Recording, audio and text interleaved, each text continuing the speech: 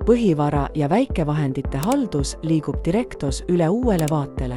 Vaatame lühidalt, mille poolest vana ja uus kaart erinevad ning kust leiad kõik vajalikud andmed. Vara kirjeldusega seonduv info kajastub endiselt SAK-il andmed, kus saad mugavalt avada ja peita endale olulisi välju ning sektsioone. Lisaväljadele on loodud oma SAK lisaväljad. Vara kaardil tehtud muudatusi näed muudatuste logis. Külgpaneelis on leitav vara ajalugu, kus kuvatakse dokumendiga tehtud toimingud ja jätkutegevused. Manuste alt saad hõlpsalt vaadata varaga seotud manuseid. Vara väärtust ja kulumit muutvad tehingud on kuvatud SAK-il tegevused.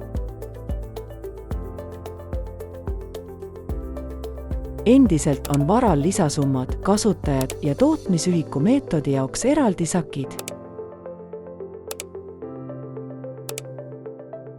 Kasuta uut ja täpsemat amortisatsiooni arvestust.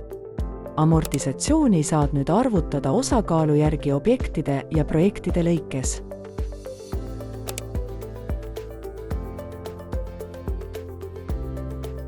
Lisandunud on uusi dokumente, millega saad kajastada varatehinguid.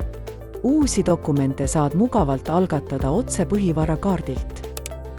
Põhivara muutus on mõeldud andmete muutmiseks, näiteks ümberklassifitseerimine, objekti või kasutaja muutmine ja nii edasi. Põhivara ümberhindlus on üles- ja allahindamise ning osalise mahakandmise kajastamiseks.